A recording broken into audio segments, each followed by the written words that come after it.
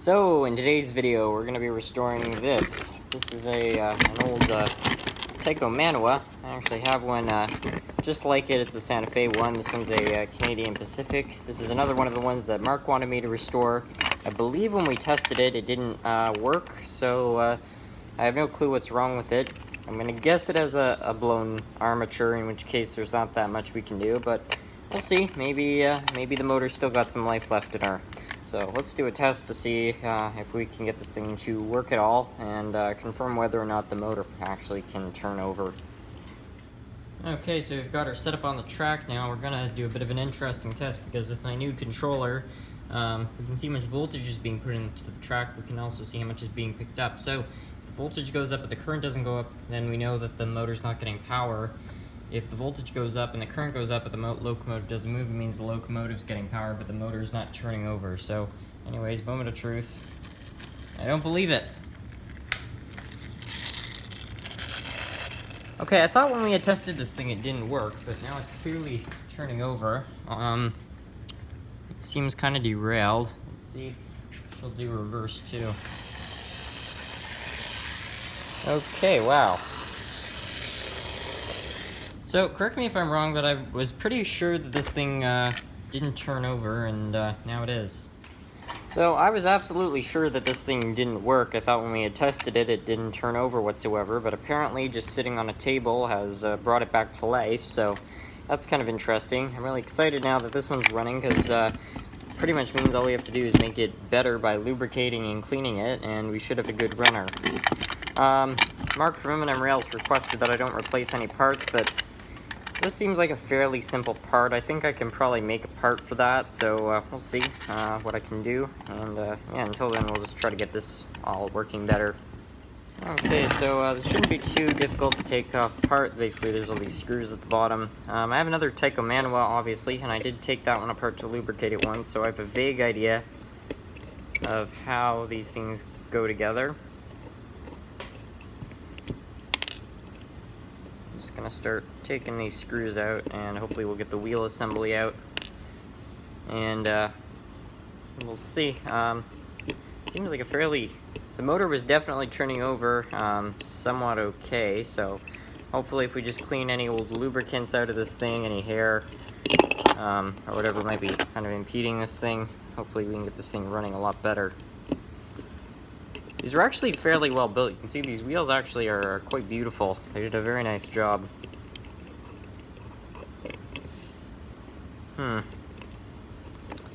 Okay, so these are clearly a little bit dirty. So the wheel bearings need to be cleaned, definitely. You can already see grease on them. I'm gonna pull this out. The gear worm actually doesn't appear to be too dirty, although it doesn't have any lubricants on it. The motor, surprisingly, actually appears to be somewhat okay. So I guess all we need to do is take some cotton swabs and clean these out, re-lubricate them, put some grease on that. And hopefully, yeah, maybe lubricate the bearings in the motor, and hopefully we'll have a good runner. Okay, so we've got our cap of rubbing alcohol. Evidently I overfilled it. And we're just gonna take our cotton swabbing and clean off the axles, see if we can get some dirt, grease, and stuff like that to come off. Okay, the wheel bearings are very dirty. You can see all the dirt coming off. So if we give these a really good cleaning, I suspect it will work a lot better, because I think there was oil put in this thing, and I think what's happened is it's dried up and it's inhibiting the motor from working. But also, I believe this is how these locomotives get electrical pickup, is through these bearings, so cleaning these out will also improve the electrical connections on this locomotive. Apologize for the footage cutting out. Some genie ass decided to phone me while I was filming. I answered the phone and they just picked up, and then they said hello, and then they hung up. I don't know what their game was. May have some dust and hair around this gear. Just gonna pick at that a little bit.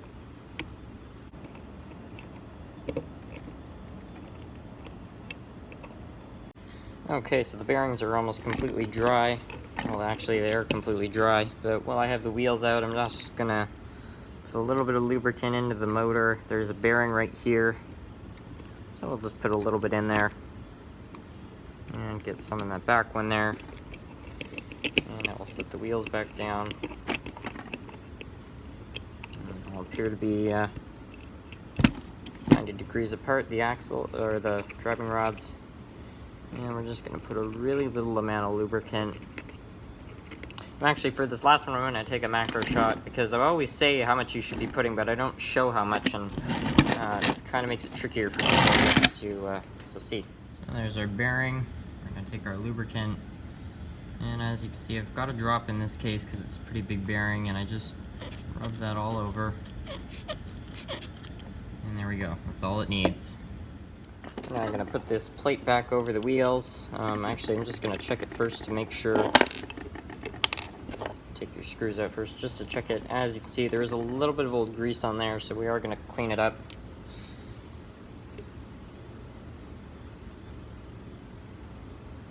There we go. It's all ready to be put back over the locomotive's wheels. Take one screw. There's my Phillips.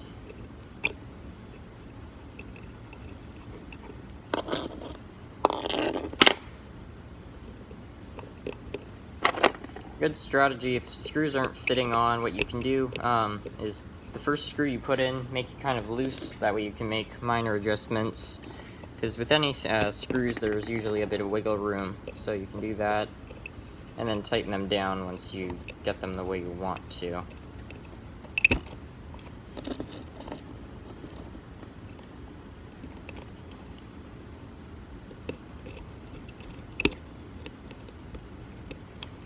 Pretty good. Now I'm gonna go get my controller so we can get, hopefully this thing will turn over again, and we can, while it's turning, we can put a bit of grease onto this gear right here, and the locomotive will self-lubricate. So we're now gonna give power to this locomotive. Basically, one side of the locomotive takes in one current, the other takes in the opposite current. It's not positive or negative currents on either of them because it varies depending on which direction you've got the locomotive. So I'm gonna have to figure out, I'm gonna assume it's obviously this wheel on the opposite side of this wheel, because the tender takes it in on the other way. So we're gonna take one wire and feed it over to the tender, and as you can see, it just turned over a little bit.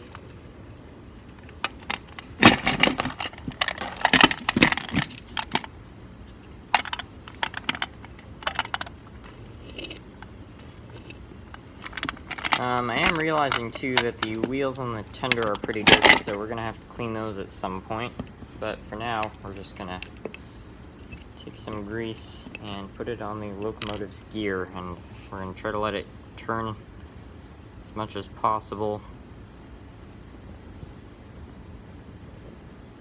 And let it get mixed in inside the locomotive. There we go.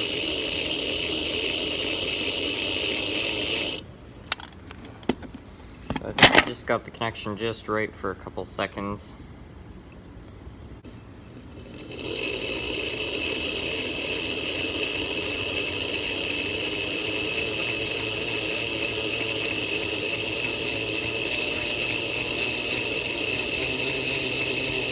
And the motor doing more revs as the lubricant gets in there.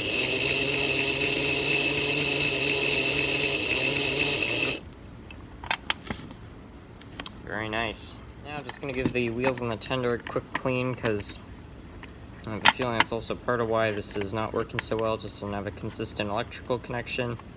Some metals that these wheels are made out of tend to oxidize,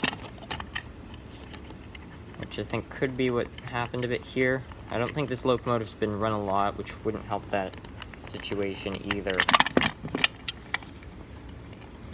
So the wheels on the locomotive actually appear to be okay.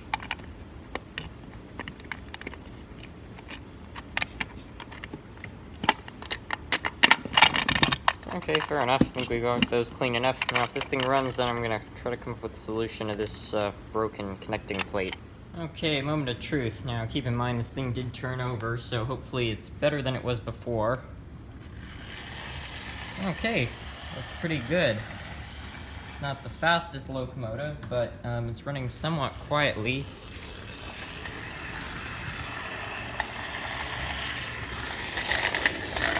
Yeah, we definitely need to come up with a solution for that tender, though. But yeah, that's fair enough. So I've been trying to figure out a solution for this little part, and then I thought, it's just a very basic plastic part, so if I find something plastic, I might be able to fix it. So I went digging through my recycling bin and found this. This was the top to a case of wall filler, or wall plaster. The same wall plaster that actually flooded my layout. So anyways, I'm going to assume that if we can cut part of this out, we might be able to craft it into a part that can replace that part. It's pretty thin, but we could double layer it or something like that. Okay, so I've got my two parts here. Just gonna try carving around them. Just need to kind of know where to cut. A hole or something through it so it holds together.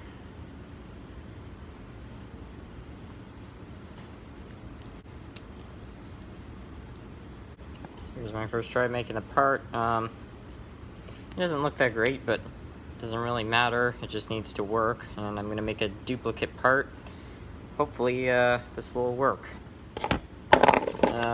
Okay, so I've made two identical parts, and I'm going to put the two plastic sides together. Then I guess I'm going to put some crazy glue or something to hold them together, and then I'm going to try drilling a hole through each side, and hopefully this will work.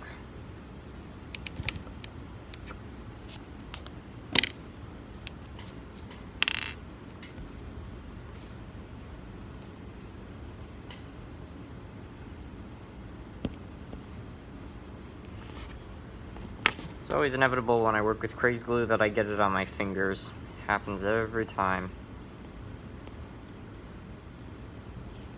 Yep, there we go. Damn it. Oh man, I really stuck them together that time. This is really like a bad comedy skit.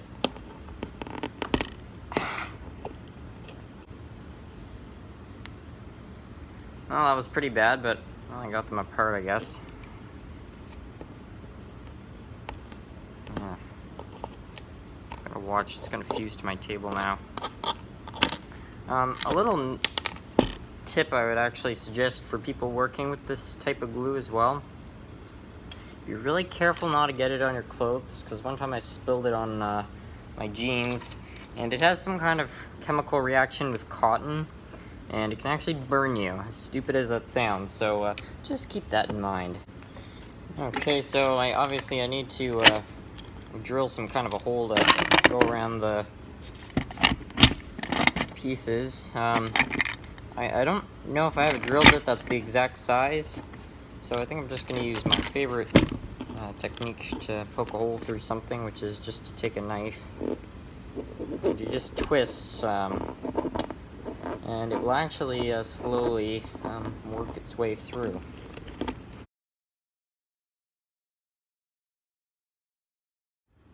Okay, so I've got a little hole drilled through this. Now we're going to check for fit. And it's not even close to fitting, so I guess we're just going to have to continue drilling through the plastic.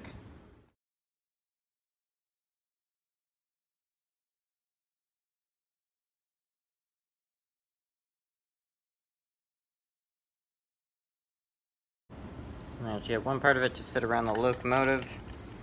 I think I've got another part of it to fit around the tender. Yep, there we go, they're connected. Now I just need to put those screws back on and we should be in business.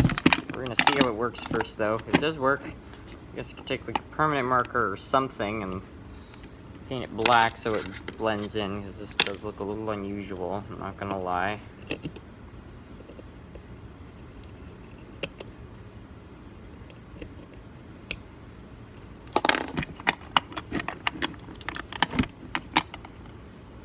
This little wire is this screw.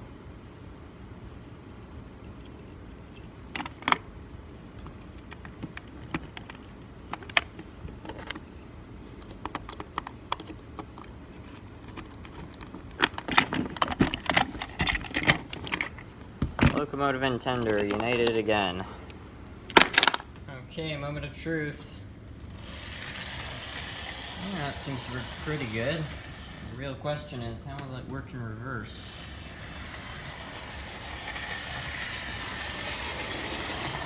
Well, it seems to be, the tender's not derailing like it was before, so I guess that's a success. And we just need to get the joint to be a color that doesn't look so bad. Okay, we're now gonna stain this a color that looks a little better.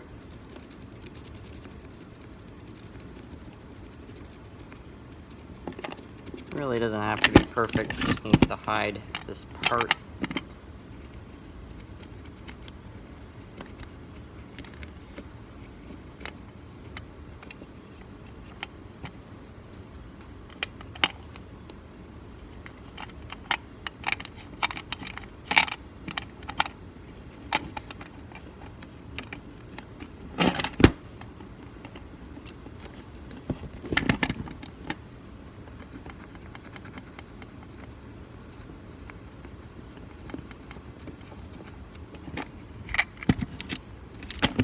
Good enough.